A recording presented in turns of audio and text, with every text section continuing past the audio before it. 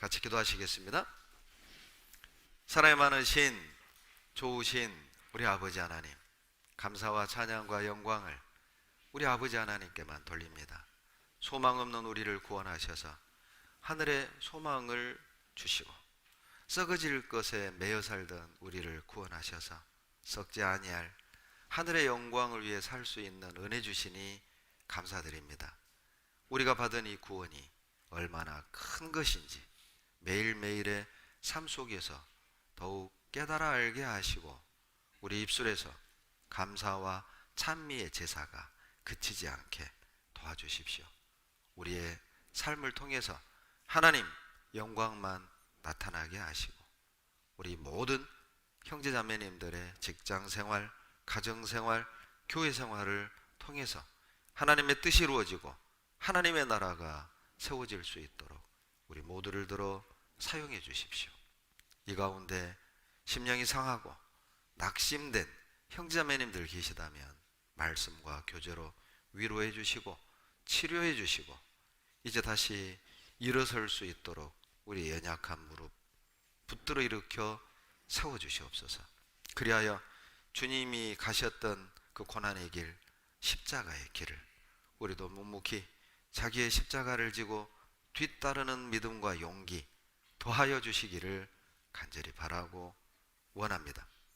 주님의 마음을 시원케 하고 주님만으로 만족하고 주님만으로 기뻐하는 우리 삶을 통해서 우리 주변에 많은 이르진 영혼들이 구원 얻는 믿음이 어떤 것인지 하나님의 살아계심을 깨달아 알게 하시고 우리가 있는 곳마다에서 우리가 하는 일을 통해서 많은 영혼들을 주님께로 인도하는 이 세상의 이정표 그리고 등대가 되게 우리 모두를 들어 사용해 주시옵소서. 병상에 계시는 많은 주님의 자녀들 건강도 허락해 주시고 병상에서 주님의 은혜를 세어보고 마음의 기쁨을 얻을 수 있도록 축복해 주시옵소서. 내일부터 2020년 첫 대집회가 시작이 됩니다. 기도로 준비했습니다. 131명 넘는 많은 영혼을 기도하고 있습니다.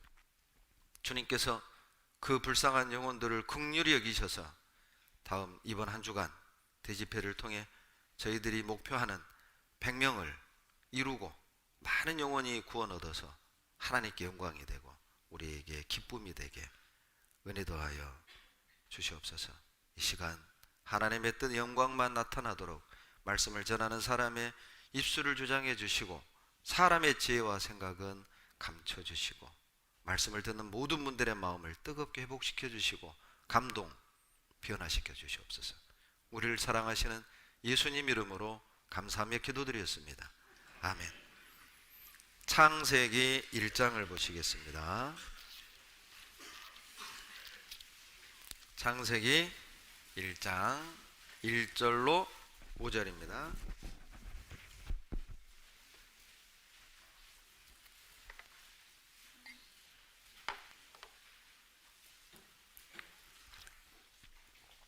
다 같이 읽겠습니다. 태초에 하나님이 천지를 창조하시니라. 땅이 혼돈하고 공허하며 흑암이 깊음 위에 있고 하나님의 신은 수면에 운행하시니라.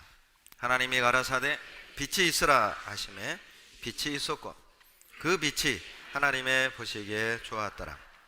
하나님이 빛과 어두움을 나누사 빛을 낮이라 칭하시고 어두움을 밤이라 칭하시니라. 저녁이 되며 아침이 되니 이는 첫째 날이니라. 오늘은 하나님의 보시기에 좋았더라라는 제목을 가지고 어떤 삶이 하나님이 기뻐하시고 하나님이 무엇을 좋아하시고 기뻐하시는지에 대해서 함께 교훈을 배워보겠습니다. 여러분 우리 평택교회 2020년 표 기억하십니까? 표가 무엇이죠? 하나님을 기쁘시게 하라. 자, 표대 말씀은 고린도후서 5장 9절. 암송 시작. 그런즉 우리는 거하든지 떠나든지 주를 기쁘시게 하는 자 되기를 힘쓰노라. 마스크 참 잘 쓰셨습니다. 네, 코로나를 위해서 마스크를 쓰셔야 됩니다. 이 표대 말씀은 모든 모임에서 시작 전 암송을 하고 시작했으면 좋겠습니다. 제자다운 습관 요거 먼저 하고, 그리고 20년 표대 말씀 암송하고, 그리고 주 암송을 했으면 좋겠고, 구역 모임, 조 모임, 또 각 회별 모임 전에도 다른 암송은 못해도 고린도서 5장 9절 표대 말씀은 암송하고 교제하시기를 부탁드리겠습니다. 창세기 1장에 하나님이 모든 피조물을 창조하신 목적이 나와 있습니다. 모든 피조물의 창조 목적은 하나님을 기쁘시게 하는 것이죠. 하나님이 세상을 창조하시는 동안 창세기 1장에 동일한 표현이 7번 반복되어 나옵니다. 그것이 바로 오늘 말씀의 제목입니다. 하나님의 보시기에 좋았더라. 7번 반복하시죠. 둘째 날엔 궁창을 만드시고 하나님의 보시기에 좋았다는 표현은 나오지 않습니다. 그러면 6일 창조니까 5번 하나님의 보시기에 좋았더라 그렇게 돼야 하는데, 셋째 날 무치 드러나라 하심에 하나님 보시기에 좋았더라, 또 과목을 내라 하심에 그대로더니 하나님의 보시기에 좋았더라. 셋째 날 하나님의 보시기에 좋았다라는 표현이 2번 반복이 됩니다. 그리고 마지막 6째 날도 짐승을 만드신 후, 땅 위에 기는 모든 생물을 만드신 후 하나님의 보시기에 좋았더라 말씀하시고, 그리고 6째 날 마지막 사람을 창조하신 뒤 하나님의 보시기에 심히 좋았더라 또 6째 날 2번 반복되기 때문에 총 7번 하나님의 보시기에 좋았다는 표현이 나옵니다. 이 표현을 7번이나 강조한 것은 하나님이 이 세상을 왜 창조했는지, 하나님이 인간을 왜 창조했는지, 하나님이 여기 앉아있는 나를 왜 구원했는지 그 목적을 우리에게 설명한다고 믿습니다. 왜 하나님이 여기 앉아있는 나를 창조하신 겁니까? 하나님을 기쁘시게 하라고. 하나님이 왜 우리를 구원하신 겁니까? 하나님을 기쁘시게 하는 삶을 살게 하려고 하나님이 우리를 대신하여 죽으시고 구원하셨다는 것이죠. 뿐만 아니라 이 창세기 1장에는 그러면 어떻게 하나님을 기쁘시게 할지, 또 어떻게 창조의 목적에 합당한 삶을 살아갈 것인지에 대해서 그 방법도 말씀하고 있다는 사실을 알 수가 있습니다. 오늘은 6가지 정도, 하나님을 기쁘시게 하는 6가지, 하나님이 기뻐하는 삶에 대해서 교훈 받도록 하겠습니다. 하나님이 무엇을 기뻐하실까요? 자, 3절에 나오죠. 창세기 1장 3절로 4절 다 같이 읽겠습니다. 하나님이 가라사대 빛이 있으라 하심에 빛이 있었고 그 빛이 하나님의 보시기에 좋았더라. 하나님이 빛과 어둠을 나누사. 자, 하나님이 무엇을 기뻐하십니까? 하나님이 무엇을 좋아하십니까? 바로 빛이 있으라 하심에 빛이 있었고 그 빛을 보시고 하나님이 참 좋았다, 이렇게 말씀하고 계시죠. 이 당시에 별도 있었고 많은 행성도, 많은 우주에 별들이 있었습니다. 그 우주를 보고 기뻐하시는 게 아니라, 그 별들을 보고 기뻐하시는 게 아니라 빛을 보고 기뻐하셨다, 이렇게 말하고 있어요. 자, 빛이 있기 전 이 세상은 하나님의 보시기에 좋은 게 없었어요. 하나님이 기뻐할 이유도 없었습니다. 3절에서 빛을 창조하기 전 세상이, 자, 2절에 설명되어 있죠. 2절에 보시면 땅이 혼돈하고 공허하며 흑암이 깊음 위에 있고, 이것이 그 당시 지구의 모습이었고 우주의 모습이었어요. 엄청나게 큰 우주를 만드셨고 많은 별들을 만드셨고, 그리고 지구도 그 당시에는, 이절 당시에 지구도 존재하고 있었지만 하나님이 그 우주와 많은 별들과 지구를 보고 기뻐할 수가 없었어요. 왜냐하면 지구는 공허했고 그리고 혼돈했고 흑암에 가득 차 있었기 때문입니다. 여러분, 공허라는 것은 비어있는 상태, 채워지지 않은 상태, 그런 뜻이에요. 무슨 뜻이죠? 하나님이 사랑할 만한 어떤 것도 없었다, 그런 뜻이에요. 하나님을 기쁘시게 할 만한 어떤 것도 채워지지 않았다는 것이죠. 그리고 혼돈, 이것은 쉽게 설명하면 뒤죽박죽이었다, 그런 뜻이에요. 원어적인 뜻이 뒤죽박죽, 그런 뜻이 들어있어요. 그러니 빛이 있기 전 지구, 빛이 있기 전 이 우주는 하나님을 기쁘시게 할 만한 어떤 것도 채워지지 않았고, 그리고 무질서한 상태였고, 그리고 캄캄한 어둠으로 둘러싸인 상태였죠. 이 2절의 말씀은 당시 지구, 당시 우주의 상태를 설명하면서 동시에 빛 대신 주님을 만나기 전, 구원받기 전, 거듭나기 전 우리 마음 상태, 우리 영적 상태를 동시에 말하고 있는 것이죠. 그래서 3절에 가장 먼저 하나님이 창조하신 게 뭐냐, 6일 창조 기간 동안 가장 먼저 창조하신 건 놀랍게도 빛이었어요. 왜냐하면 빛이 없다면 그 다음 창조는 할 수가 없죠.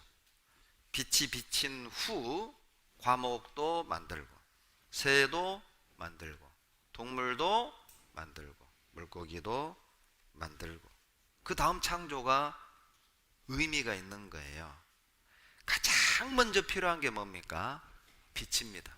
여러분, 모든 인간에게 가장 먼저 필요한 게 뭡니까? 좋은 직장이 아니라, 안락한 노후 대책이 아니라, 모든 인간에게 가장 먼저 필요한 건 여러분 빛이에요. 빛. 여러분, 이 빛이 무엇이죠? 빛이 먼저 하나님입니다. 하나님이 빛이잖아요. 빛이신 하나님을 믿을 때 하나님이 기뻐하신다, 그 말이에요.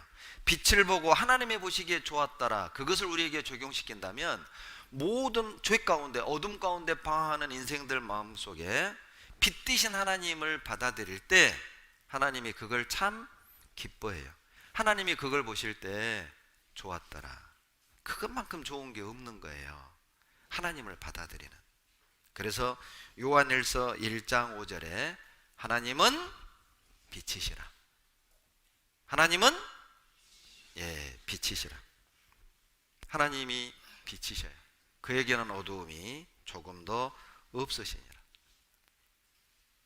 하나님은 빛이다, 이 말은 하나님은 선하시다는 뜻이 들어있고요, 하나님은 어두움이 없다, 악이 없다, 죄를 조장하지 않는다, 하나님은 참되시다, 그런 뜻이에요. 하나님이 빛이다, 그 말은 하나님은 어두움이 없고 악이 없고 죄를 조장하지 않습니다. 하나님이 죄를 만들지 않았어요. 그 참되시고 의로우신 하나님을 내가 믿음으로 받아들일 때 하나님이 그것을 참 좋아하시고 참 기뻐하신다는 뜻이죠. 또 하나, 여러분 창세기 1장 이 3절에 하나님이 가라사대 빛이 있으라 하심에 빛이 있었고, 이 빛은 예수 그리스도를 상징해요. 자, 이 창세기 1장 3절을 인용하는 구절이 고린도 후서에 나와요. 찾겠습니다. 고린도후서 4장 6절입니다. 고린도후서 4장 6절.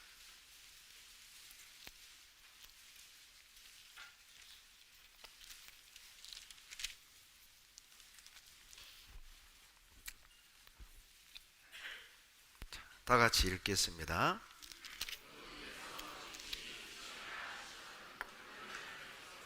예수 그리스도의 얼굴에 있는 하나님의 영광을 아는 빛을 우리 마음에 비치셨느니라. 자, 6절에 어두운 데서 빛이 빛이라 하시던 그 하나님, 빛이 빛이라 하시던 그 말씀이 창세기 1장 3절이죠. 그 3절을 고린도서 4장 6절에서 인용하시면서 바로 어두움 속에서 빛이 빛이라 하시던 그 하나님이 예수 그리스도 얼굴에 있는 하나님의 영광을 아는 빛을 우리 마음에 비치셨다는 거예요.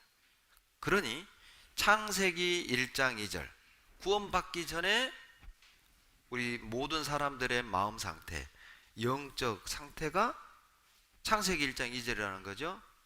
공허하고 혼돈하고 흑암의 기품이 있고 캄캄하게 답답하게 어디로 가야 할지 어떻게 살아야 될지 알지 못하고 헤매며 살던 우리의 그 마음속에 마치 창세기 1장 3절에 빛이 있으라 하심에 빛이 있어서 빛과 어둠을 갈라냈던 것처럼 예수님을 내 마음의 구세주로 받아들일 때 어둠이 물러가고 그리고 의미 있는 것들로 우리 마음속에 가득 채워지기 시작했어요.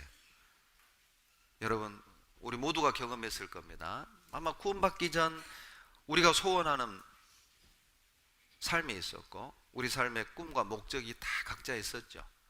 많은 사람들의 구원받기 전에 꿈, 부자 되는 거, 남부럽지 않게 사는 거, 성공하며 사는 거. 우리도 그렇게 살아왔어요. 구원받기 전에는 어떤 이들에겐 자기 가족사가 부끄러운 가족사였고 때로는 타인에게 숨기고 싶은 어떤 가족 이야기들, 또 자식, 숨기고 싶은 내 남편, 내 부모, 내 형제간들. 구원받기 전에 말이죠. 자기 자신에 대해서 부끄럽게 생각했고 수치스럽게 생각을 했고 감추고 싶어 했고 아무 의미 없는 오히려 내 삶의 짐처럼 여겼죠. 그런데 빛 대신 예수님이 내 마음에 들어온 후 우리가 구원을 받은 후 놀랍게도 구원 전에는 부끄럽게 생각했던 내 과거사가 구원받고 나서는 은혜로 바뀌는 거예요. 내가 가난했기 때문에 구원받을 수 있었고 내가 가족들로부터 버림받고 상처를 받았기 때문에 구원받을 수 있었고 내 남편 때문에 내가 구원받을 수 있었고 내 부모 때문에 구원받을 수 있었고 내가 이 질병 때문에 구원받을 수 있었고 사업에 실패했기 때문에 구원받을 수 있었고 구원받기 전에는 죽고 싶었고 구원받기 전에는 나를 고통스럽게 하는 짐처럼 여겨졌던 모든 것들이 무의미하던 것들이 빛 대신 예수님이 내 삶 속에 들어온 후 유의미하게 바뀌어진 거예요. 은혜로 바뀌어진 거죠. 내가 이래서 구원받았다. 내가 기구한 삶을 살아왔기 때문에 내가 말씀을 들을 수 있었고 구원받을 수 있었다. 이렇게 바뀌는 거예요. 우리 마음에 빛 대신 예수님이 먼저 임해야만 여러분 그 다음 창조가 가능한 겁니다.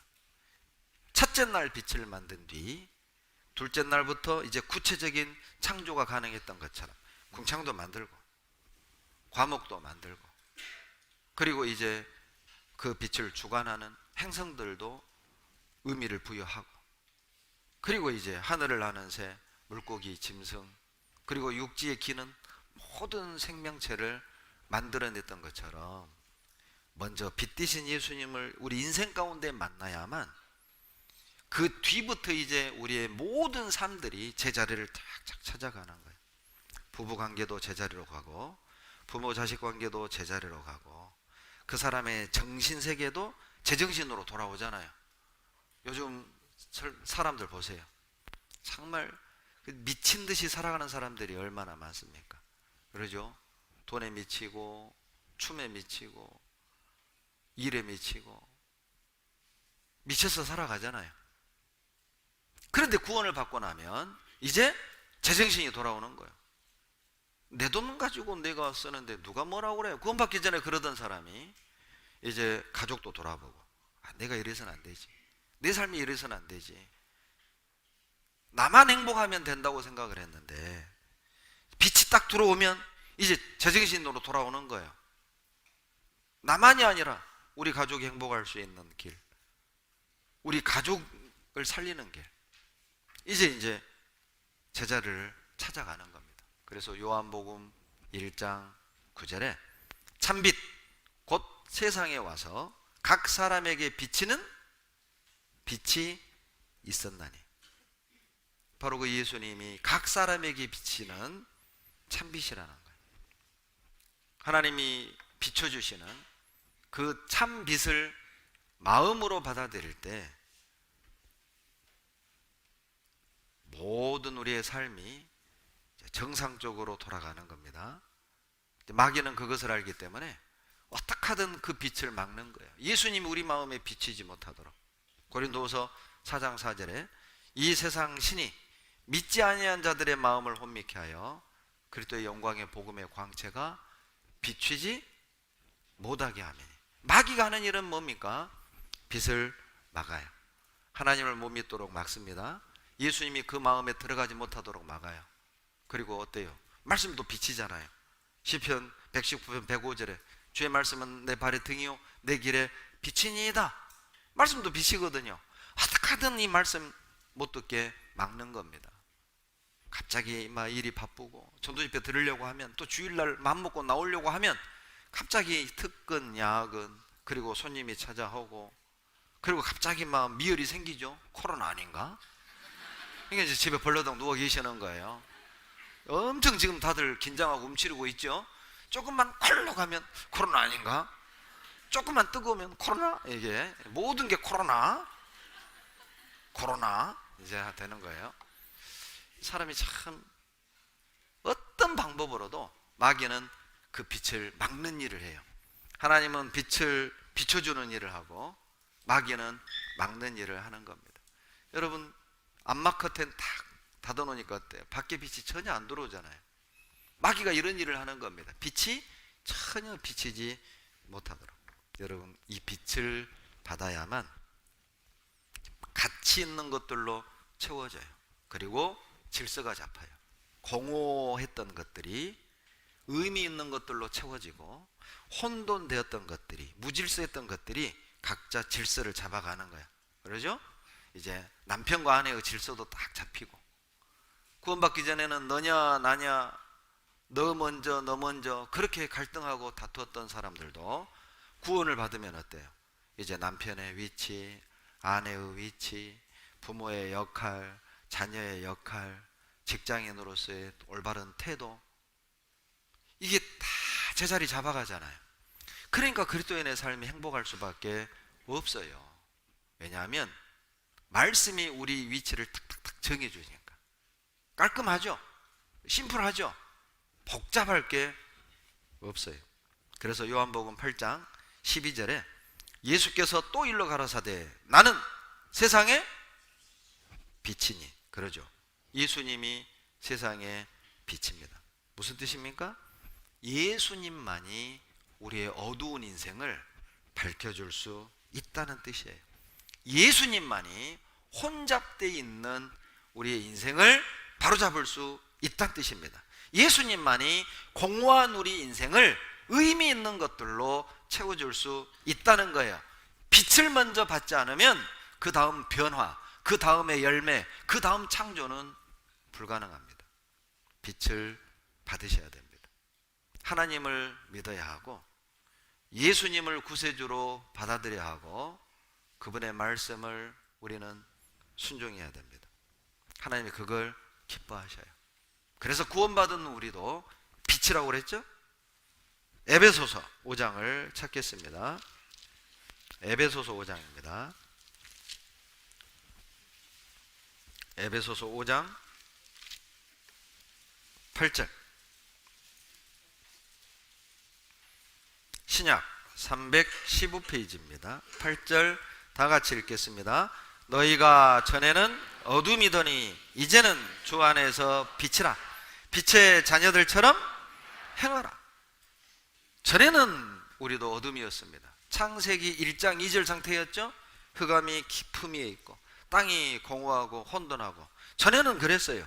그런데 이제는 빛 대신 예수님을 받아들인 후, 빛 대신 하나님을 믿게 된 후, 여러분 우리도 빛이 된 거예요. 마치 예수님은 발광체, 태양이라면 우리는요 반사체, 달을 일이 된 거예요. 달이 태양의 빛을 받아서 우리도 이 세상의 어두움을 비춰주는 별과 달이 된 겁니다. 왜 주님이 우리를 빛이라고 했을까요? 너도 빛이야. 구원받은 사람은 빛입니다. 무슨 뜻입니까? 그 말씀 안에 하나님이 우리에게 무엇을 요구하는지, 하나님이 무엇을 기뻐하는지 그 말씀 안에 다 들었어요. 주 안에서 빛이라!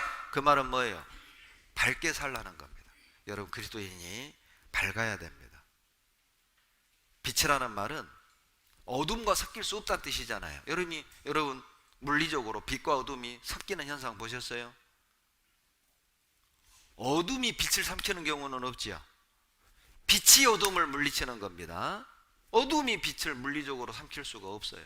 하다못해 성냥불, 담배빛이라도 빛이 있으면, 여러분 평지에서는 성냥불도 담배불도 1, 2km 밖에서도 보여요. 그 어둠을 뚫고 빛은 가는 겁니다. 참 이게 하나님이 주님의 자녀들의 삶을 빛의 성질과 현상들을 통해서 우리에게 교훈한다고 믿습니다. 우리 보고 빛이라! 무슨 뜻이죠? 그리스도인은 밝아야 합니다. 그리고 그리스도인은 밝히는 삶을 살아야 돼요. 돈을 밝히는 그런 거 말고, 술 밝히는 그런 거 말고 라이트, 비추는 삶을 살아야 한다, 그런 뜻입니다. 영향을 끼치는 삶을 하나님이 기뻐하신다는 뜻이죠. 우리는 빛의 자녀예요. 발음을 잘 하셔야 됩니다. 빛의 자녀가 아닙니다. 빛의 자녀가 아니라 빛의 자녀예요. 빛의 자녀. 5장 11절, 에베소 5장 11절 12절 다 같이 읽겠습니다. 너희는 열매 없는 어둠의 일에 참여하지 말고 도리어 책망하라. 저희의 은밀히 행하는 것들은 말하기도 부끄러움이라. 빛의 자녀들처럼 행하라. 여러분 빛의 자녀들처럼 행하는 게 무엇이죠? 방금 11절로 12절에 구체적인 모습이 나오죠. 어두움의 일에 참여하지 않는 겁니다. 빛은 어둠과 섞일 수 없잖아요. 구원받은 주님의 자녀들이 몰래 형제자매들 몰래, 교회 몰래, 부모 몰래, 남편 몰래, 형제 몰래 뭔가를 해서는 안 된다는 뜻이죠. 그게 어둠의 일이잖아요. 몰래 뭐 하지 마세요. 아시겠죠? 예. 먹는 건 몰래 먹어도 돼요. 그거는 괜찮아요. 몰래. 저도 하니까 그거는. 그러나 그 외에 어둠의 일에 참여해서는 안 됩니다. 양심에 꺼리는 일 말이잖아요. 그러죠?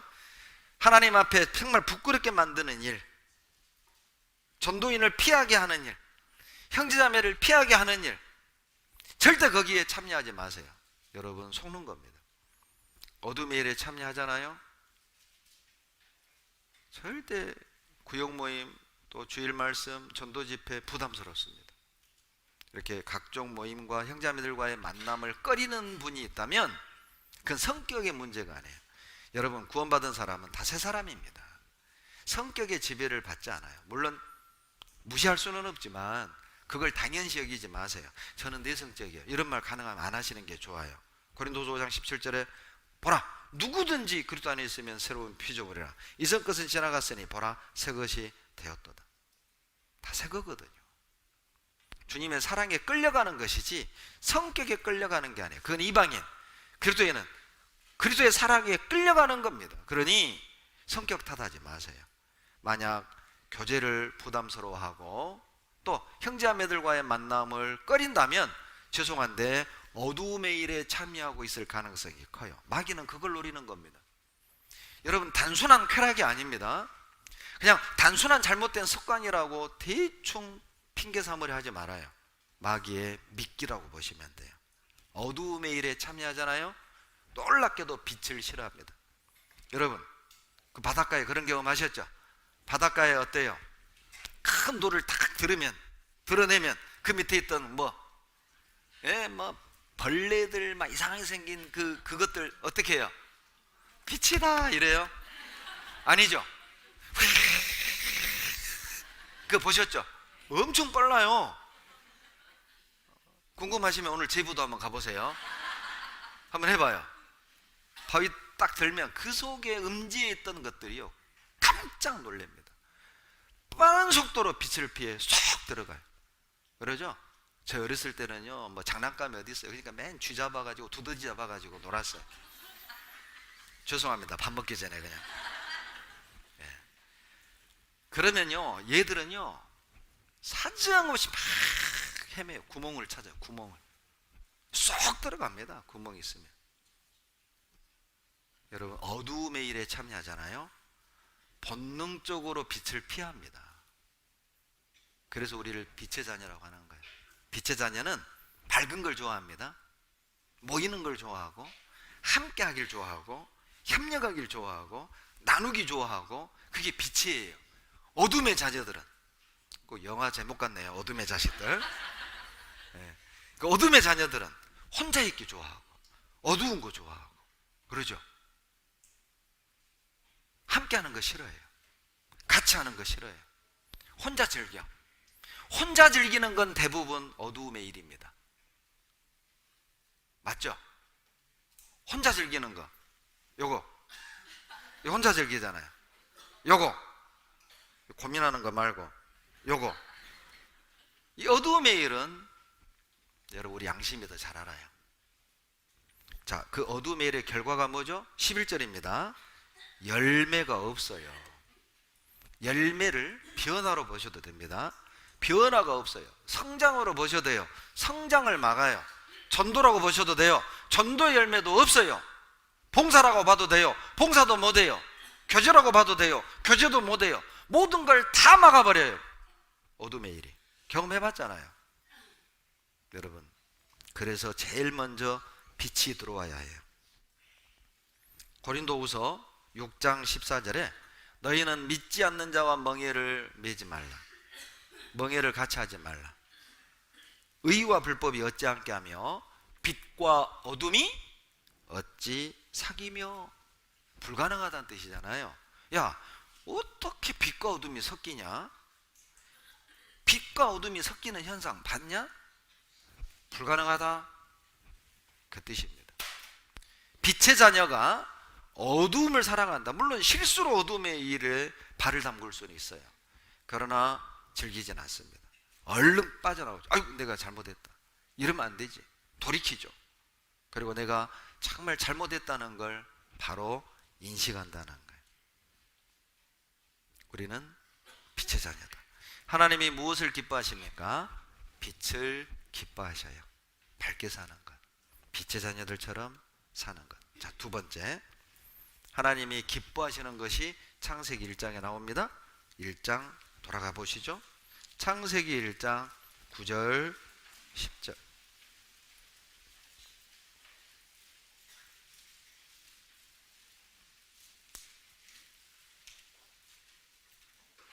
창세기 1장 9절 10절 같이 읽겠습니다. 하나님이 가라사대 천하의 물이 한 곳으로 모이고 묻이 드러나라 하심에 그대로 되니라. 하나님이 묻을 땅이라 칭하시고 모인 물을 바다라 칭하시니라. 하나님의 보시기에 좋았더라. 또 다른 하나님이 보시기에 참 좋았던 풍경이 뭐냐면 물 속에 있던 땅이 물 밖으로 나오는 거예요. 그걸 참 좋아하셨어요. 그걸 참 기뻐하셨어요. 여러분 원래 처음 땅은요 물속에 있었습니다. 원래 땅이 물속에 있었어요. 땅이 하나였습니다. 그리고 이제 하나님이 땅을 물 밖으로 분리시킨 거죠. 이 땅을 묻히라 칭하셨어요. 그것을 보고 기뻐하셨어요. 여러분 생각해 봐요. 여러분 가끔 저수지 물 가뭄에 바닥 딱 드러나는 거 가끔 보셨죠? 저수지 바닥이 딱 드러나면 어때요? 볼만한 거 있어요? 없어요? 없어요. 쩍쩍 갈라진 진흙밭, 쓰레기, 죽은 사체들 그러죠? 그런데 하나님은 묻이 딱 드러났는데 무슨 볼 것이 있다고. 그때는 꽃도 나무도 풀도 없었고 생명체도 없었잖아요. 근데 하나님은 그것을 보시기에 좋았더라. 그냥 땅을 보고 아름다워서 하신 말씀이 아니죠. 그건 분명해요. 왜냐하면 물속에 드러난 이 땅에는 어떤 풀, 나무, 꽃 없었거든요. 진짜 말 그대로 뻘밭 아니었겠어요? 진흙밭 아니었겠어요? 그런데 참 좋다 이렇게 말씀하셔요. 이것도 우리에게 주는 교훈입니다. 여러분, 물은 세상이라고 말한다면 여러분, 땅은 우리 그리스도인으로 보셔도 돼요. 그리스도인이 물과 같은 세상과 구별될 때 하나님이 좋아하셔요. 하나님이 그걸 기뻐하신다는 뜻이죠. 보세요. 9절에 보시면 묻이 드러난 뒤, 그리고 11절에서 과목을 만드십니다. 무슨 뜻인지 아시겠죠? 그리스도인이 세상과 구별되지 않으면 어떤 열매도 맺을 수 없다는 뜻이에요. 바닷속에 들어있는 땅에서 어떤 과목이 나겠습니까? 바닷속에 있는 땅에서 어떤 꽃이 피겠습니까? 그 땅에서 과목을 내고 열매를 맺고 꽃을 피우려면 우선 해야 되는 게 뭐냐면 물 밖으로 나오는 겁니다. 구별되는 겁니다. 분리되는 겁니다. 구별되고 분리돼야만 과목을 낼 수 있어요. 하나님은 세상과 구별될 때 기뻐하신다는 것이죠. 우리가 구별된 삶을 살 때 참 좋다. 하나님 보실 때 참 좋다. 자, 우리 각자에게 적용시켜보죠. 하나님이 지금 나를 내려다 보신다면 뭐라고 할까요? 하나님이 보시기에 좋았더라 이렇게 얘기할까요? 하나님이 보시기에 깝깝하다 이렇게 얘기할까요? 네? 어때요? 하나님이 우리를 지금 딱 내려다보고 계셔요. 여러분이 하나님 역할하고, 자, 대사 시작. 하나님의 보시기에 깝깝하다. 깝깝하다. 큰일 났어요. 큰일 났어요. 구별될 때 하나님의 보시기에 좋았더라. 요한복음 15장 찾죠? 요한복음 15장 19절.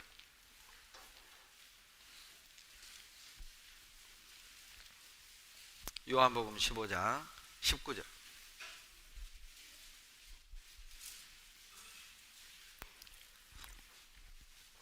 다 같이 19절 읽겠습니다. 너희가 세상에 속하였으면 세상이 자기의 것을 사랑할 터이나 너희는 세상에 속한 자가 아니요 도리어 세상에서 나의 택함을 입은 자인고로 세상이 너희를 미워하느니라. 여러분, 배가 바다에 있지만 어때요? 떠 있잖아요. 속하지는 않죠. 떠 있어요. 여러분, 세상과 우리가 그렇게 구별되어 살아갈 때 세상에 미움을 받습니다. 이 말씀을 역으로 설명하면 우리가 세상에서 미움을 받고 있다면 이유는 한 가지예요. 속하지 않았기 때문입니다. 구별되었기 때문입니다. 더 쉽게 설명하면 그들과 같지 않기 때문이에요. 뭔가가 우리가 다르기 때문에 미움을 받고 핍박을 받는 것이죠. 구원을 받고 그렇게 즐기던 술을 끊었고 담배를 끊었고 도박을 끊었습니다. 자, 그러면 친구들이 술, 담배, 도박을 끊은 그 친구를 칭찬해야 돼요? 손가락질해야 돼요? 칭찬해야죠.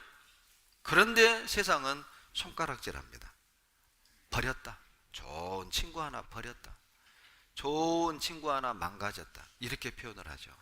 같이 행동하지 않으면 망가진 사람 취급을 당해요.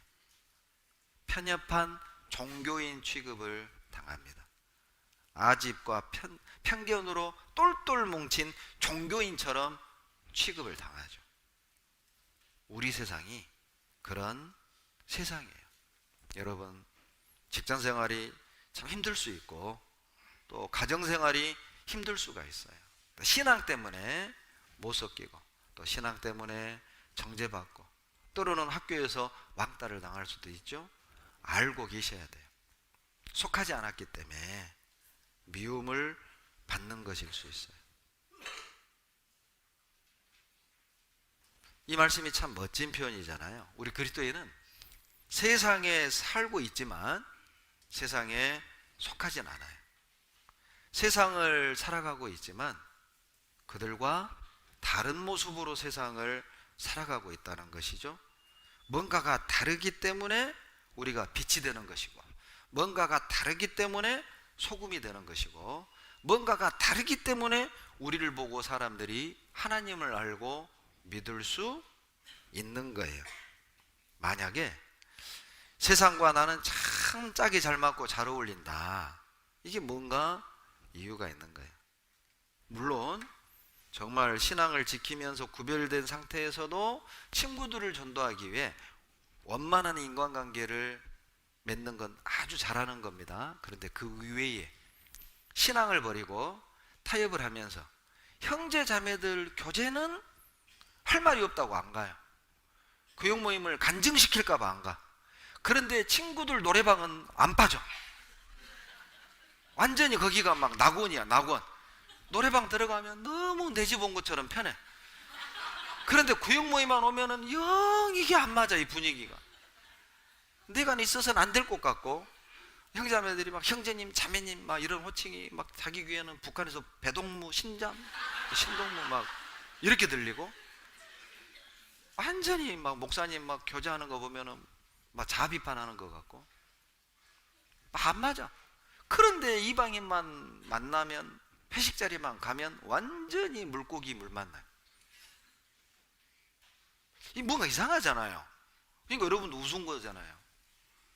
왠지 우리 마음에서는 그거 아닌데, 세상에 속하지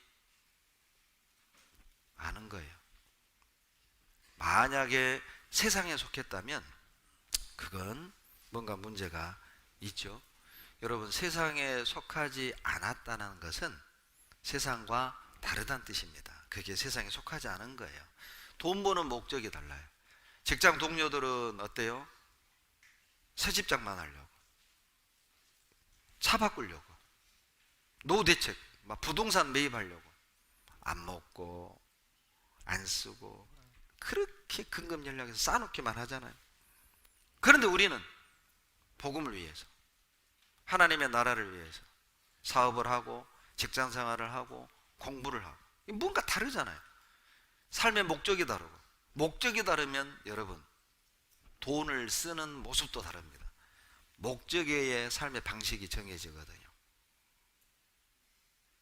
형제자매들 대접할 줄도 알고, 어려운 형제자매들 도울 줄도 알고, 막 쥐는 게 아니라 쓸 때는 쓰고, 자기를 위해서는 철저히 근검 전략하고, 복음과 교회와 형제자매를 위해서는 베풀 줄 아는, 이 뭔가 사람들이 볼 땐 다른 겁니다. 달라요. 요한복음 17장 14절 찾겠습니다. 요한복음 17장 14절 같이 읽겠습니다.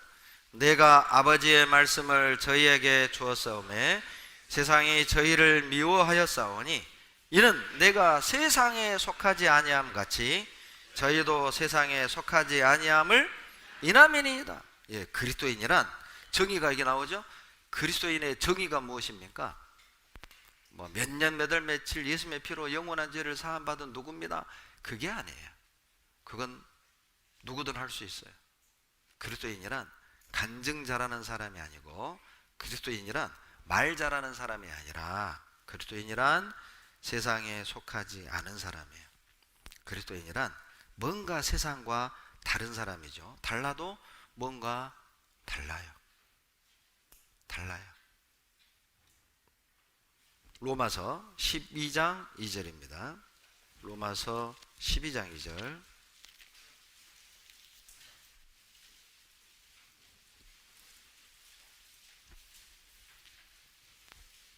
로마서 12장 2절 다 같이 읽겠습니다. 너희는 이 세대를 본받지 말고 오직 마음을 새롭게 함으로 변화를 받아 하나님의 선하시고 기뻐하시고 온전하신 뜻이 무엇인지 분별하도록 하라. 이 세대를 본받지 말고 더 쉽게 표현한다면 이 세대와 달라야 한다, 그런 뜻이죠. 주님의 자녀는, 빛의 자녀는 어둠의 자녀와 다를 수밖에 없어요. 즐기는 게 다르고 추구하는 게 다르고 중요하게 여기는 게 달라요. 자, 우리도 어두움 속에 살 때는 세상에 있는 것들을 사랑했잖아요. 세상에 있는 것들을 부러워했죠. 세상에 있는 것들을 갖고 싶어 했습니다. 그런데 빛이 들어온 후에는 세상은 더 이상 부러움의 대상이 아니에요. 빛이 들어온 후에는 이 세상은 긍휼히 여기는 대상이죠. 불쌍히 여길 대상이지 부러움의 대상이 더 이상 아닙니다. 세상 사람처럼 집착하고 세상 사람처럼 내 인생이 내 뜻대로 안 된다고, 돈 좀 잃었다고 절망하고 자살하고 그럴 수가 없어요. 세상 사람들은 사업이 망하고 돈을 잃고 집을 잃고 건강을 잃으면 극단적 선택을 하는 경우도 있죠. 왜 그렇습니까? 그걸 중요하게 여기기 때문에 그래요. 중요하게 여겼는데 중요한 것이 사라지니까 살아야 될 이유가 없어진 거죠.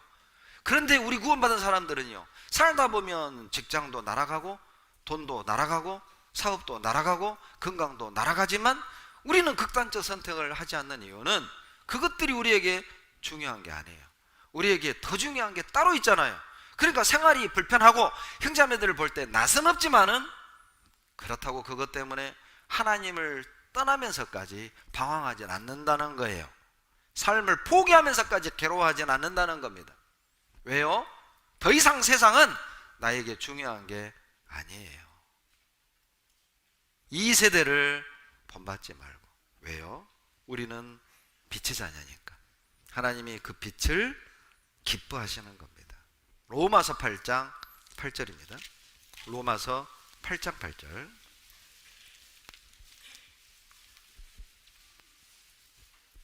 로마서 8장 8절 다 같이 읽겠습니다. 육신에 있는 자들은 하나님을 기쁘시게 할 수 없느니라. 여러분, 육신에 있는 사람들은 결코 하나님을 기쁘시게 할 수 없습니다. 육신에 있는 사람은 누구를 가리키는 걸까요? 구원을 받았지만 육신에 사는 사람이 있다는 뜻이잖아요.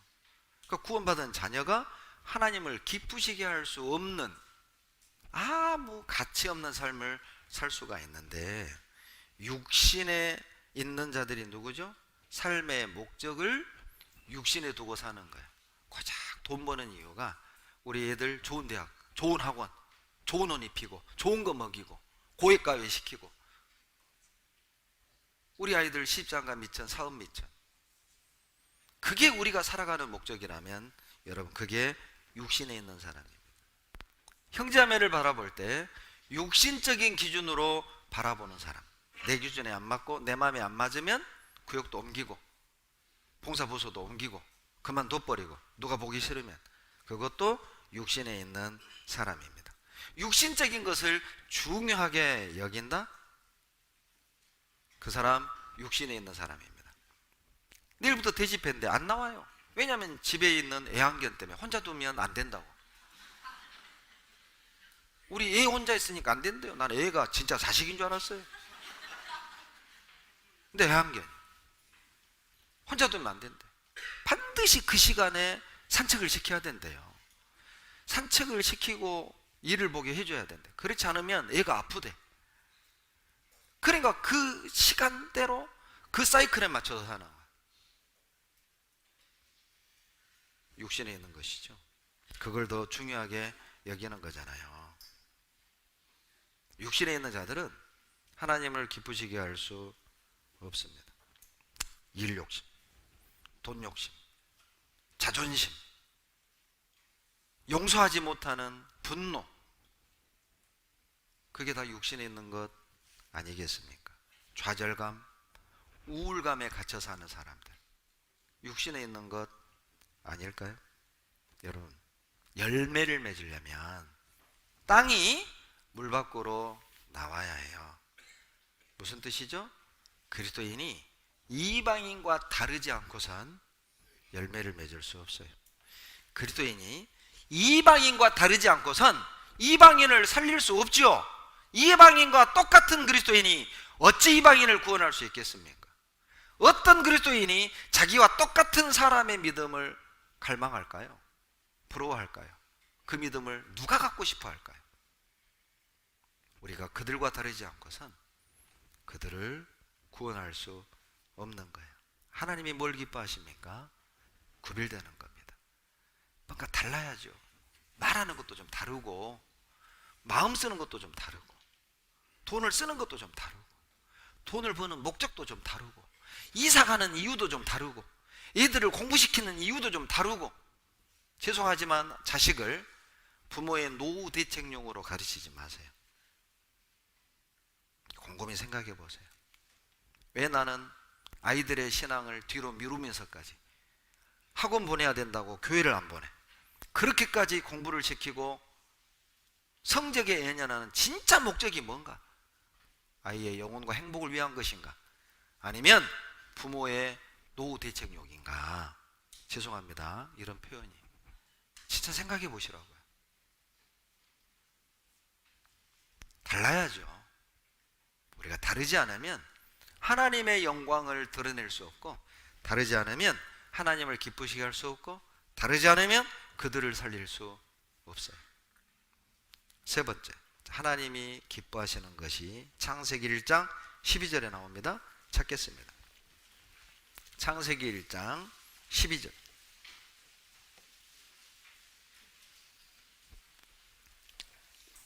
같이 읽겠습니다. 땅이 풀과 각기 종류대로 씨 맺는 채소와 각기 종류대로 씨 가진 열매 맺는 나무를 내니 하나님의 보시기에 좋았더라. 여러분, 하나님이 뭘 보고 좋아하십니까? 열매 맺는 과목을 보고. 하나님은 열매를 기뻐하시죠. 그래서 요한복음 15장 8절에 너희가 과실을 많이 맺으면 하나님께, 내 아버지께, 내 아버지께서 영광을 받으실 것이요. 우리가 열매를 많이 맺잖아요. 하나님이 기뻐하신다는 뜻입니다. 감나무를 심는 이유는 하나죠. 감을 얻기 위해서입니다. 배나무를 심는 이유는 배를 얻기 위해서죠. 심었는데 감이 안 열린다? 배가 안 열린다? 그 나무를 그냥 둘 이유가 없죠. 갈아 엎는 거예요. 잘라내고 다른 과실수, 유실수를 심든지 아니면 다른 것을 갖다 바꿔야죠. 과목이 있는 이유는 열매를 얻기 위해서요. 하나님이 우리를 대신하여 죽으시고 우리를 창조하신 목적은 하나님을 기쁘시게 하는 열매를 얻기 원하시는 겁니다. 요한복음 15장 2절에 과실을 맺지 않는 가지는 잘라 내어버린다. 하나님이 제해버린다고 그랬잖아요. 제해버리시고. 왜? 쓸모가 없다는 뜻이죠. 제가 창원 집회를 갔을 때 단감으로 유명한 곳이 창원 옆에 있는 진영입니다. 진영. 단감 농원하는 형제님이 얘기해 주시는데, 감나무가 자랄 때 하늘로 꼿꼿하게 쭉 올라가는 이 가지는 잘라버리고요, 땅으로 향한 가지도 잘라버린대요. 그래서 옆으로 쫙 퍼지는 가지만 살리는 거예요. 참 신앙적이죠. 꼿꼿하게 쭉 올라가는 가지는 어때 보여요? 하늘을 갈망해요? 교만해 보이잖아요. 잘라버려요. 주인의 손이 안 닿잖아요. 열매를 맺어도 못 따요. 그러니까 잘라버리는 거예요. 땅으로 향한 가지, 땅에 소망을 두는 가지 잘라버려요. 거추장스럽거든요. 함께 보조를 맞추는 가지만 살려놓는 거예요. 그래서 솟아버리고 땅을 향한 가지를 잘라버려야 나머지 가지들에서 좋은 과실들이 맺힌다는 거예요. 참 무서운, 요한복음 15장 이 비유는 무서운 비유입니다. 하나님이 제해버리는 거예요. 내가 나가는 게 아니에요. 내가 교회를 떠난 게 아니고, 내가 교회를 안 나오는 게 아니라, 어찌 보면 하나님이 그런 방법, 그런 모습으로 제해버린 건 아닐까. 참 무서운 말씀이죠. 하나님은 열매를 기뻐하셔요. 마태복음 21장 19절입니다. 마태복음 21장 19절. 신약 35페이지입니다. 마태복음 21장 19절. 같이 읽겠습니다. 길가에서 한 무화과 나무를 보시고 그리로 가사 잎사귀밖에 아무것도 얻지 못하시고 나무에게 이르시되 이제부터 영원토록 내게 열매가 맺지 못하리라 하시니 무화과 나무가 곧 마른지라. 어떤 사람은 이 구절 때문에 예수님을 안 믿는 사람이 있습니다. 세상에 예수님 성격 진짜 특이하다. 열매 안 맺혔다고 세상에 나무를 말려 죽이냐? 나 이런 특이한 성격의 소유자는 안 믿을란다. 실제 그런 사람이 있었어요. 역사적으로 유명한 사람이. 이 19절의 의미는 여러분, 모든 성경은 우리의 교훈을 위하여 기록되어 있음을 기억하세요? 이파리만 무성하고 열매가 없는 무화과는 이 당시 이스라엘 백성을 보여주는 거예요.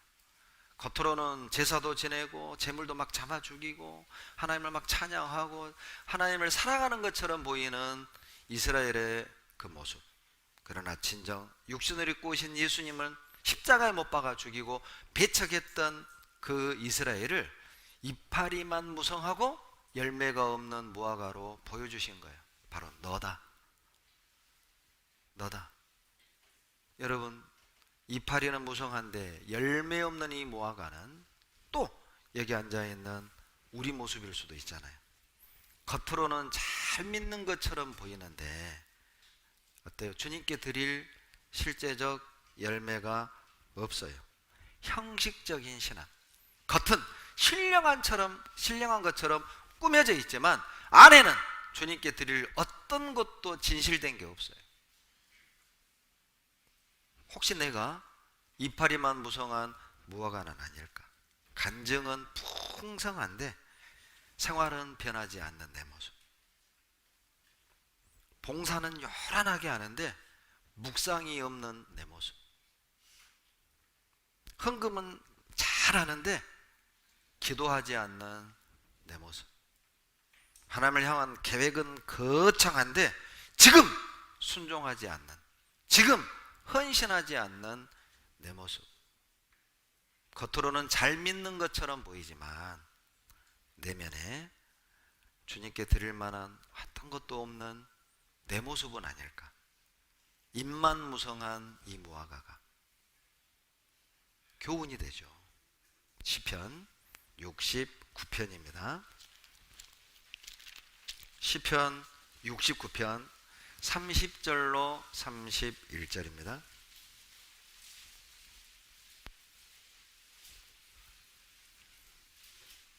시편 69편 30절로 31절 같이 읽겠습니다.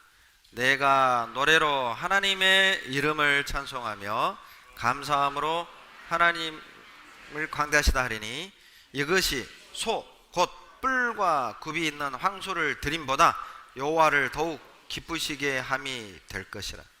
하나님이 무엇을 기뻐하시는지가 나오죠. 여러분이 시편 69편 제목을 보면 다윗이 쓴 시입니다. 우리가 아는 바대로 다윗은 약 10여 년 정도를 억울하게 누명을 받고 도망을 다녔어요. 대부분의 시가 궁궐에서 쓴 게 아니라 도망을 다니며 광야에서 자고 굴에서 자면서 하나님을 찬양했던 것이 바로 우리가 읽는 이 시편들입니다. 이제 30절 31절 뜻이 분명해졌죠. 다윗은 광야에서 사막에서 굴에서 유리방황을 하며 하나님을 찬양했습니다.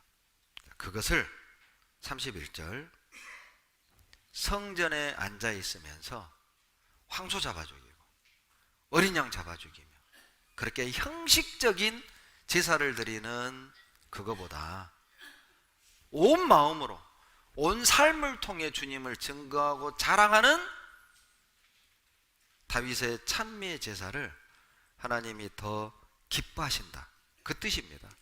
30절로 31절은 사울 왕은 궁궐에 있잖아요. 궁궐에서 어때요? 제복 다 갖추고 그리고 제사장들이 어때요? 막 율법에 의해서 순서대로 엄청나게 많은 양과 소를 죽여서 제사 드렸을 거 아니에요? 제물은 막 불타고 찬양은 울려 퍼지고 악기는 막 연주하고 아마 웅장했겠죠. 누가 봐도 그 참 거룩했을 거예요. 그런데 하나님은 그걸 안 받아요. 누구의 제사를 받았느냐? 사막에서, 광야에서, 굴에서 소 고치고 노래 부르는 다윗의 제사를 받았다는 거예요. 형식적 제사보다는 마음을 드리는 그 제사를 하나님이 더 기뻐하셔요. 이것이 하나님이 원하시는 열매입니다. 갇혀진 환경 속에서 형식적인 신앙생활을 하는 것보다는 아무것도 없지만 다 잃어버리고, 건강도 잃어버리고, 집도 잃어버리고, 돈도 잃어버리고, 가난 속에 살아가지만 그래도 끝까지 신앙을 지키고 아득아득 주님을 섬기려고 발버둥치는 우리를 더 기뻐하셔요. 많은 헌금 못해도, 내가 없어서 주님께 많이 드리지 못해도, 내가 너무 바빠서 교회 많은 봉사에 동참은 못해도, 없는 중에, 바쁜 중에 아득아득 주님의 영광을 위해 몸부림치는 그것을 하나님이 더 기뻐하셔요. 괜찮아요. 괜찮아요. 내 마음을 드리세요. 하나님이 그걸 더 기뻐하셔요. 우리는 열매하면 전도의 열매만 생각을 하시죠. 갈라디아서 5장 22절에도 열매가 나오죠. 갈라디아서 5장 22절로 23절, 오직 성령의 열매는, 자, 9가지 성령의 열매: 사랑과 희락과 화평과 오래 참음과 자비와 양성과 충성과 온유와 절제니 이 같은 것을 금지할 법이 없느니라.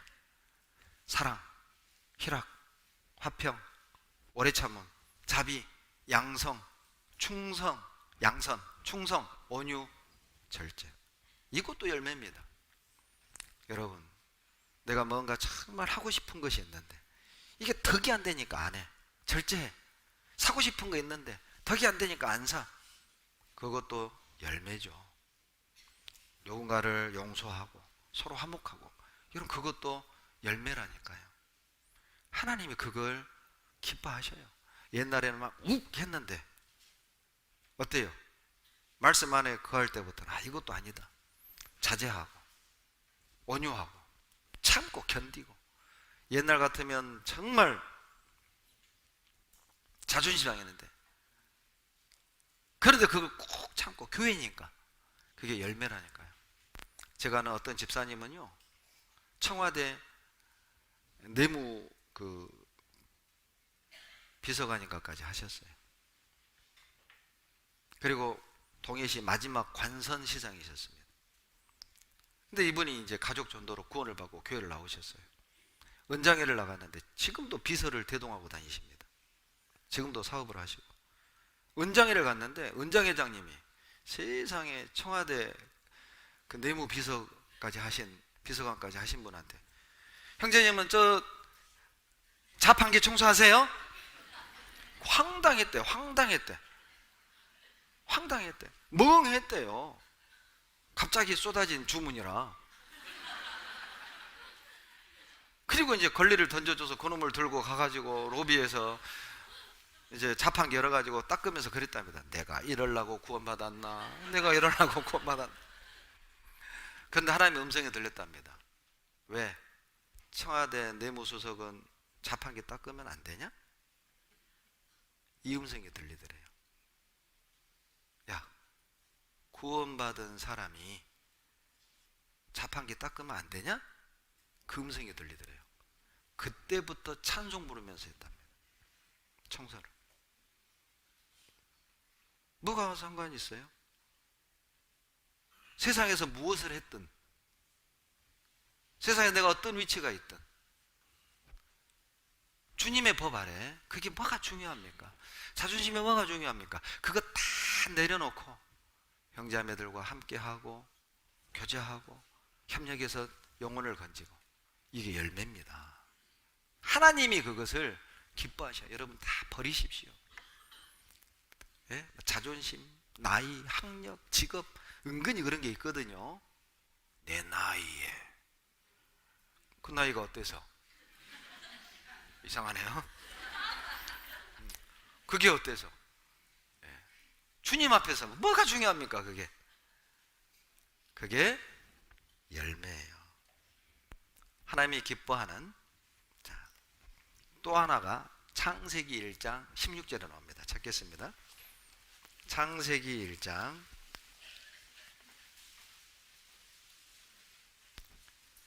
16절로 18절. 하나님이 두 큰 광명을 만드사 큰 광명으로 낮을 주관하게 하시고 작은 광명으로 밤을 주관하게 하시며 또 별들을 만드시고 하나님이 그것들을 하늘의 궁창에 두어 땅에 비치게 하시며 18절 같이 읽죠. 주야를 주관하게 하시며 빛과 어둠을 나뉘게 하시니라. 하나님의 보시기에 좋았더라. 하나님의 보시기에 좋았더라. 네 번째죠. 뭘 좋아하십니까? 세상을 주관하는 걸 기뻐하셔요. 달과 별을 만드시고 하늘을 주관하고 밤을 주관하고 낮을 주관하게 했잖아요. 주관하다는 이 원어의 의미는 주인 노릇하다, 그런 뜻이에요. 여러분, 구원받은 사람들이 기가 눌려가지고 직장에서 그냥 막 기 눌려서 질질질 끌려가는 것 말고 당당하게 적극적으로 신앙생활하기를 원하세요. 적극적으로 학교생활하기를 원하고 적극적으로 직장생활하기 원해요. 세상에 종노릇하지 말라는 것이죠. 주인 노릇하라. 복음으로. 여러분, 왜 우리가 구원받은 이유로 기가 눌려 있어야 됩니까? 왜 우리가 구원을 받았다는 이유로 사람들에게 질질 끌려가야 되는 거예요? 그렇게 살지 말라는 거예요. 주관하라. 그리스도의 빛으로 그들을 주관하라.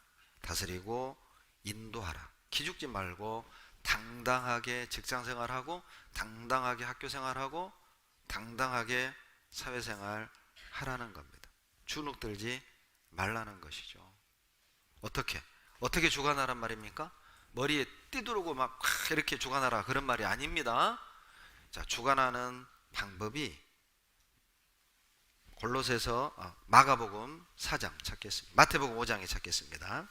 마태복음 5장에 나와요. 마태복음 5장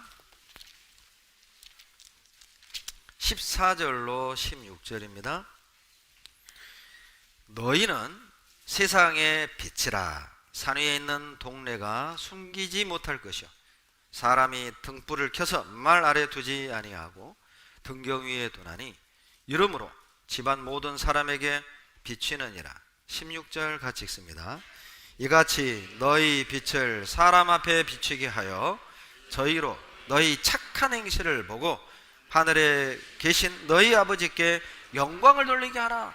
우리의 착한 행실을 통해서 여러분 그들에게 주인 노릇하고 그들에게 영향력을 끼치라는 것입니다. 여러분, 요즘 세상은 너무 어둡기 때문에 우리가 조금만 말씀에 순종하고 조금만 말씀대로 살아도 금방 확 드러납니다. 조금만 순종해도 확 티나요. 워낙 세상이 타락하고 어두워서.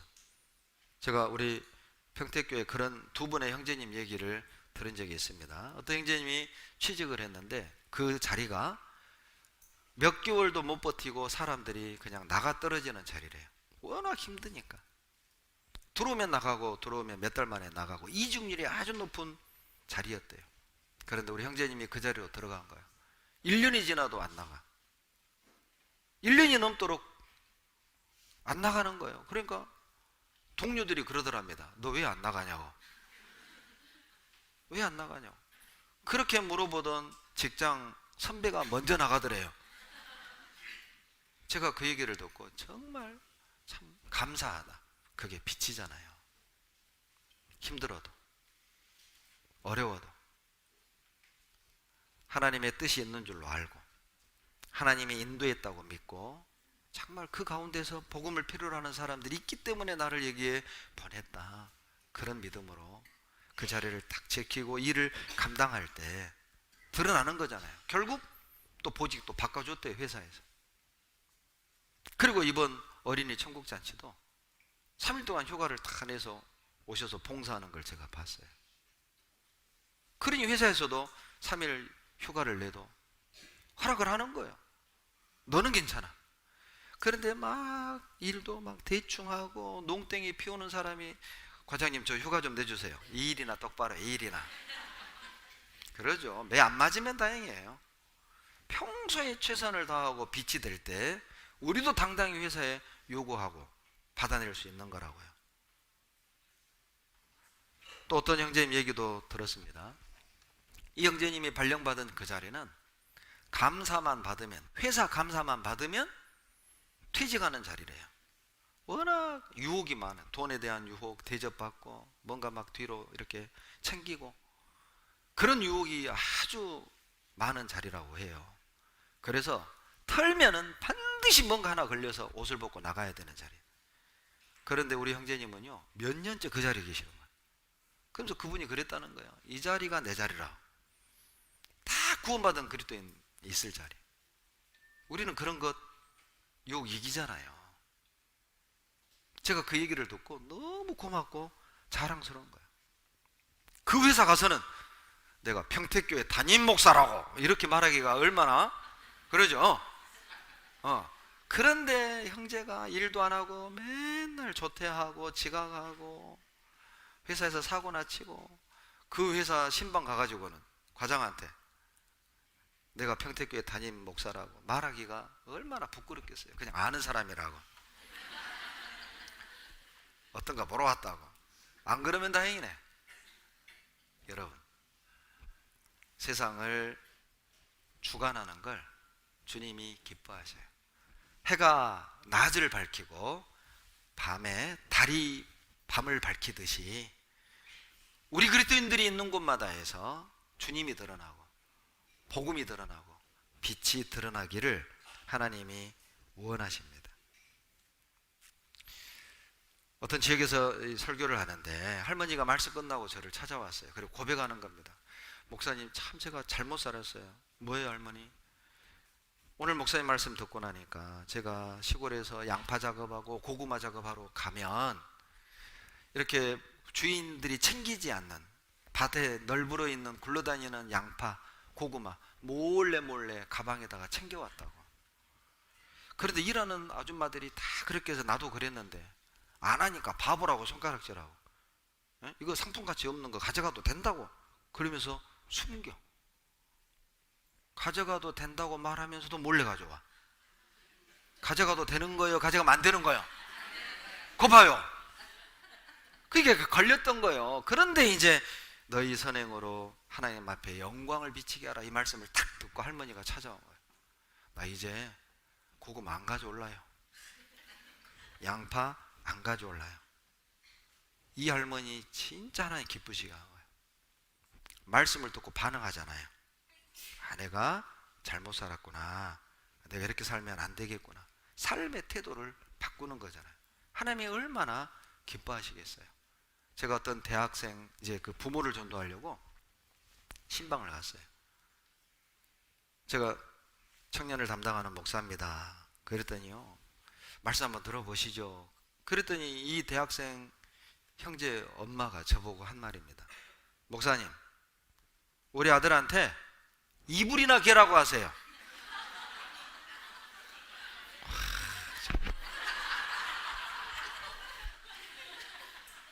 제가 그 얘기 듣고 두 말 않고 죄송합니다 하고 나왔어요. 네. 이게요, 이 아들이요, 교회 간다고 아침에 일어나서 몸만 이불 속에서 쏙 나온 거예요. 굴 만들어 놓고 나오는 거예요. 있는 줄 알고 가봤더니 없어. 그리고 밤이 되면 또 구글로 쏙 들어. 그러니 무슨 전도가 되겠어요? 여러분, 게으름이 영광을 가립니다. 게으름이 열매를 막고 게으름이 빛을 막아요. 하나님은 세상을 주관하는 걸 기뻐하셔요. 골로새서 3장 20절입니다. 골로새서 3장 20절.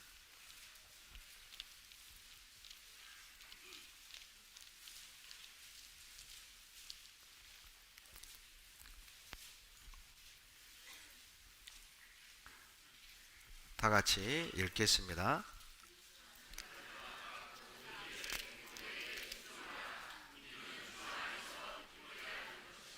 모든 일에 부모에게 순종하세요. 주님이 기뻐하는 것입니다. 하나님이 뭘 기뻐하십니까? 이걸 이제 다르게 이렇게 우리에게 적용을 시켜본다면 부모님께 효도하는 겁니다. 그것을 하나님이 기뻐하셔요. 신앙생활 하다 보면 참 바쁘죠. 학교생활, 직장생활, 가정생활, 그리고 교회생활. 또 얼마나 또 모임도 많고 또 교회 행사가 많습니까? 자칫 잘못하다 보면 진짜 한 달에 한 번도 부모에게 인사도 못하고 훅 지나가는 경우가 있어요. 그런 실수를 범하지 않도록 여러분 소식지에 월 계획표를 실어드리잖아요. 그래서 꼭 정말 부모님에게 전화하는 날, 또 가까이 계시다면 찾아뵙고 식사하는 날을 꼭 정해놓으세요.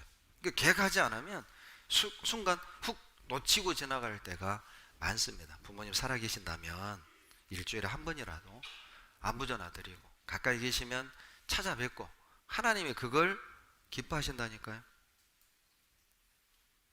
하나님이 기뻐하는 일을 하세요. 그것이 빛이죠. 빌립보서 4장을 찾겠습니다. 빌립보서 4장 14절로 18절. 그러나 너희가 내 괴로움에 함께 참여했으니 잘하였도다. 빌립보 사람들아, 너희도 알거니와 복음의 시초에 내가 마게도냐를 떠날 때 주고받는 내 일에 참여한 교회가 너희 외에 아무도 없었느니라. 데살로니가 있을 때에도 너희가 한 번, 두 번 나 있을 것을 보내었도다.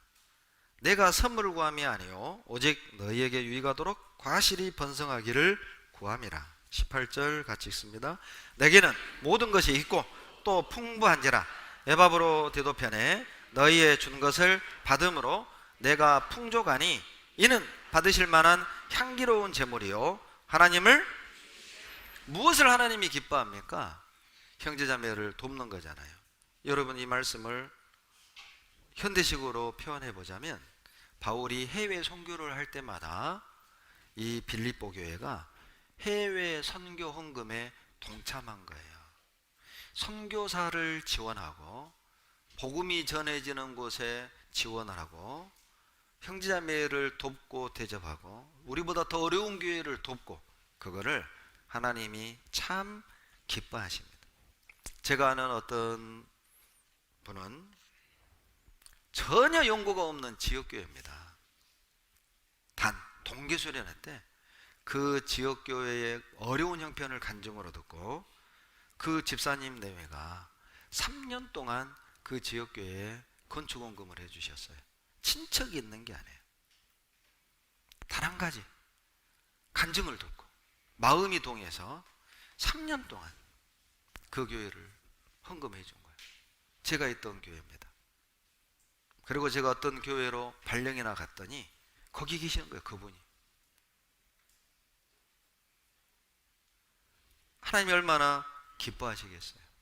어떤 형제님은 자기 시골교회, 자기 고향교회를 꾸준히 많은 돈은 아니지만 이렇게 헌금하는 그런 형제님도 계셔요. 여러분, 혹 이 가운데 우리 고향교회가 조금 어려운 중에 있다면 여러분, 큰 돈 아니지만 작은 돈일지라도 정말 그 지역교회를 돕는다면 아마 큰 힘이 되고 또 하나님이 기뻐하실 겁니다. 그런 분 때문에 그 지역교회 형제자매들도 마음이 확 일어선 거예요. 우리와 전혀 연관 없는 분도 우리를 위해 이렇게 헌금하는데 우리가 이렇게 살면 되냐, 격동이 된 거예요. 마음을 확 모으는 엄청난 불쏘시개가 된 겁니다. 하나님 얼마나 기뻐하시겠어요. 그렇게 신앙생활 하십시오. 그렇게 물질을 던질 줄 알아야 합니다. 꽉 쥐고만 있지 말고. 물질은 필요한 곳에 나누라고 주신 거예요. 나누라고 주신 거예요. 쥐고 있으라고 준 것이 절대 아닙니다. 제가 아는 어떤 지역교회 형제자매들은 본인은 돈은 있어요. 근데 시간이 안 돼. 그래서 이제 저에게 헌금을 보내와요. 목사님, 필요한 일꾼들 데리고 선교 가주십시오. 선교비를 전액 지원을 하고, 또 학비가 없어 어려워하는 대학생들 학비 지원해 주세요. 장학금을 헌금해 주고, 어떤 분은 디스크 수술하는 자매 수술비가 없다는 소식을 듣고 그 수술비를 전액 지원해 주는 형제님도 계시고, 정말 감사하죠. 그런 분들과 교제할 수 있다는 건 영광스러운 거예요. 여러분, 목회자만 누릴 수 있는 특권이 하나 있는데 뭔지 아세요? 전국을 돌아다니며 그런 멋진 그리스도인들과 교제할 수 있다는 겁니다. 이건 전도인들이 누리는 최고의 특권이에요. 참 많은 훌륭한 그리스도인들로부터 저 또한 도전을 받습니다. 우리 평택에도 그런 분들 참 많아요. 우리 다니엘 학교 올 겨울방학부터 처음 시행하고 있습니다. 많은 분들이 후원을 해주시고 물질로 또 식사로, 그래서 우리 학생들이 즐겁게 교제하고 있고, 또 구육모임 간증 때 우리 아이들 간증이 변했다고, 우리 아이가 변했어요, 그런 얘기를 많이 들어요. 그게 우리 형제자매님들의 어떤 기도, 관심, 사랑, 후원의 열매라고 믿습니다. 혹 몰라서 못 하신다면 우리 이득영 전사님께 문의해 주시기 바랍니다. 그리고 또 토요일 아침마다 기도원 학교 중강당이 꽉 차서 두 번째 공부를 했습니다. 또 그때도 어떤 분은 빵, 어떤 분은 차, 또 다음 기도원 학교에 어떤 분은 또 달걀, 이렇게 또 후원을 해 주셔요. 그런 것들이 별것 아닌 것 같지만 우리들의 마음을 따뜻하게 하고 즐겁게 교회 와서 즐겁게 공부를 하고자 하는 마음을 불러일으켜 준다는 거예요. 달걀이 그냥 달걀이 아닙니다. 도넛이 그냥 도넛이 아니에요. 녹차가 그냥 녹차가 아니란 거예요. 형제자매를 세우는 달걀, 형제자매의 마음을 변화시키는 도넛, 그냥 먹는 게 아니에요. 나에게는 그냥 1,000원일 수 있죠. 나에게는 그냥 10,000원일 수 있습니다. 외식 한 번 안 하고 그냥 그것 다니엘 학교 또 기도원 학교 말씀 전하는데 보태라고. 나에게는 뭐 커피 한 잔 외식 한 번 안 한 그 얼마 안 되는 돈이지만 그것이 교회를 세우고 형제를 세우고 우리의 마음을 모으고 변화시키는 놀라운 능력을 나타낸다는 걸 기억하십시오.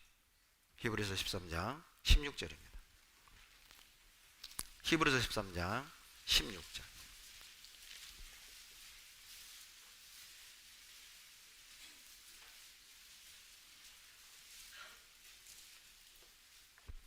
히브리서 13장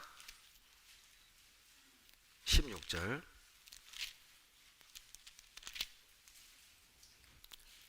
다 같이 읽겠습니다. 오직 선을 행함과 서로 나눠주기를 잊지 말라. 이 같은 제사는 하나님이 기뻐하시는 제사가 무엇입니까? 서로 나누는 거죠.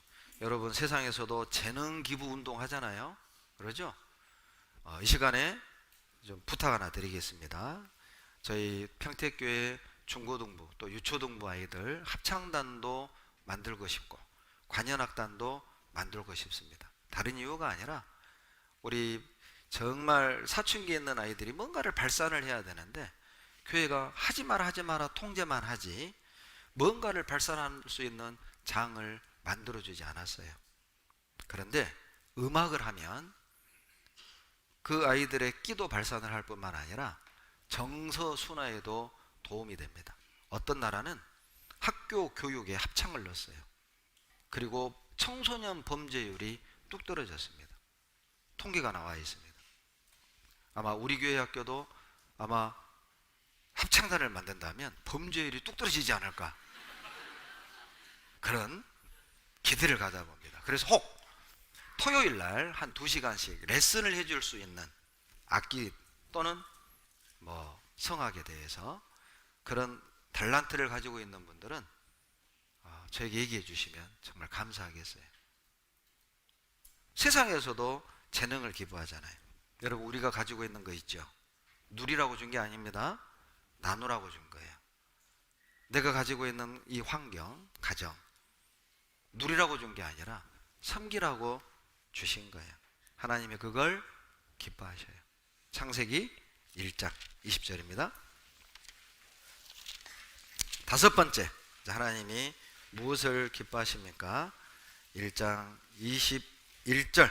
하나님이 큰 물고기와 물에서 번성하여 움직이는 모든 생물을 그 종류대로, 날개 있는 모든 새를 그 종류대로 창조하시니. 다 같이 읽죠? 하나님의 보시기에 좋았더라. 여러분, 새는 중력을 거스리고 하늘을 날잖아요. 물고기는 어때요? 이 바닷물의 압력을 이기고 그 속을 유유히 이기고 살잖아요. 여러분, 세상의 유혹을 이기고 세상을 거스를 때 하나님이 기뻐하십니다. 그리스도인을 강하게 끄는 중력과 같은 세상의 유혹, 그것을 거스리고 주님을 향해 나아갈 때 하나님이 기뻐하십니다. 세상에서 얼마나 많은 우리가 압력을 받습니까? 그것을 이기고 사는 걸 하나님이 기뻐하세요. 그리고 1장 24절입니다. 여섯 번째, 하나님이 기뻐하시는 것이 24절에 나오죠? 24절, 25절 같이 읽습니다. 하나님이 가라사대 땅은 생물을 그 종류대로 내되 육축과 기는 것과 땅의 짐승을 종류대로 내라 하시고 그대로 되니라. 하나님이 땅의 짐승을 그 종류대로, 육축을 그 종류대로, 땅에 기는 모든 것을 그 종류대로 만드시니 하나님의 보시기에, 하나님의 보시기에 또 좋은 게 무엇이죠? 그대로 되니랍니다. 하나님이 말씀할 때마다 그대로 되니라. 여러분, 그대로 되니라가 1장에 6번 나와요. 그대로 되니라, 그대로 되니라, 그대로 되니라. 6번 나와요. 세보세요. 이게 뭐죠? 순종할 때 하나님이 기뻐하시는 거예요. 여러분, 하나님이 기뻐하시는 최고의 제사, 바로 순종입니다. 사무엘상 15장 22절에 그 목소리 순종하심을 좋아하심 같이 좋아하시겠나이까? 순종이 제사보다 낫고, 유명한 말씀이죠. 사무엘상 15장 22절. 왜 순종이 제사보다 낫습니까? 순종이 최고의 제사거든요. 순종을 하려면 자기를 죽여야 해요. 제사 지낼 땐 양을 죽여야 되지만 순종하려면 자기를 죽여야 해요. 하나님이 기뻐하는 최고의 제물은 우리 자신입니다. 성격도 죽이고, 자기 계획도 죽이고, 욕심도 죽이고, 자주심도 죽이고, 고집도 좀 죽이고, 그래야만 순종할 수 있거든요. 자기를 죽이지 않으면 순종은 불가능합니다. 하나님이 그래서 순종할 때 기뻐하셔요. 모든 피조물은 그대로 됐습니다. 말씀한 대로 그대로 됐어요. 빛이 있으라 하심에 그대로 빛이 있었잖아요. 과목을 내라니까 과목을 그대로 냈잖아요. 그런데요, 그대로 안 하는 생명이 존재합니다. 다른 모든 피조물은 말씀대로 그대로 하는데 그대로 하지 않는 게 뭐예요? 사람 그러면 안 돼요. 나 그래야 돼. 나. 괜히 묻어가지 마세요. 그대로 하지 않는 존재 누구? 나. 그러죠? 말을 안 들어도 징그럽게 안 들어요. 나. 모든 피조물은 그대로 하는데 나는 왜 내가 그렇게 해야 돼요? 왜 그렇게 하세요? 왜 내가 해야 되는데요? 왜? 이게 나예요. 하나님을 기쁘시게 하기를 원하십니까? 예, 하십시오. 그대로 되니라. 하나님 기뻐하십니다. 마지막 일곱 번째, 창세기 1장 31절. 다 같이 읽겠습니다. 하나님이 모든 것을 보시니 보시기에 심히 좋았더라.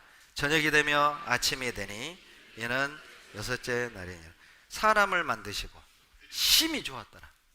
아담을 만드시고 심히 좋았더라. 하나님이 가장 좋아하는 것, 태양, 은하수, 지구, 우주 아닙니다. 하나님이 가장 기뻐하는 건 사람입니다. 하나님을 사랑하는 사람, 하나님을 섬기는 사람, 하나님을 경배하는 사람, 하나님을 자랑하는 사람, 하나님을 전하는 사람, 그 사람을 심히 기뻐하셔요. 누가복음 15장 4절에 양 한 마리를 잊어도 찾도록 찾고, 15장 8절에 드라크마 하나를 찾도록 찾아야 않겠느냐. 그런데 하나님이 말씀하시기를 왜 너희들은 영혼은 찾지 않느냐. 잃어버린 돈은 그렇게 찾으려고 애를 쓰고 잃어버린 양은 그렇게 찾으려고 노력하면서 왜 너의 남편의 영혼은, 너의 부모의 영혼은, 너의 자식의 영혼은, 너의 형제의 영혼은 왜 그렇게 간절하게 찾지 않는 거냐? 이것도 기적 아닙니까? 돈은 그렇게 찾으려고 애를 써. 잃어버린 양은 그렇게 찾으려고 애를 써. 아마 양 찾기 전에 안 잘걸요? 그러죠? 집에 어디다 놔뒀던 10만 원이 사라졌네. 아마 옷장 다 뒤지고 서랍 뚜껑 열고 몰라 베개도 막 벗겨낼란가. 장판 뜯어보고. 옛날에는 장판 밑에 돈 넣어놨잖아요. 그러죠? 장롱 밑에 후리시 넣어놓고 바닥에 막 엎져가지고 장롱 밑에까지 하고 그러죠? 막대기 넣어가지고 막 긁어봐. 옛날에는 거기 돈 많이 넣어놨어요. 그렇게 하면서 왜 너의 주변에 이뤄진 영혼은 그렇게 간절함이 없는 거냐? 이것도 기적 아닙니까? 누가복음 15장 7절. 누가복음 15장 7절.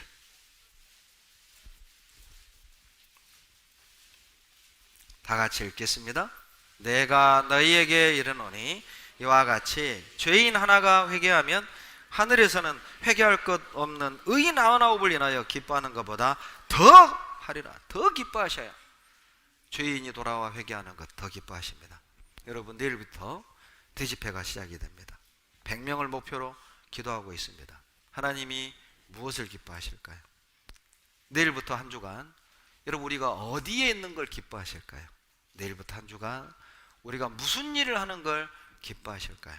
하나님은 죄인 하나가 회개하는 것 가장 기뻐하십니다. 우리 이번 한 주간 하나님을 웃게 만들어 봅시다. 하나님이 나를 보고 보시기에 좋았더라.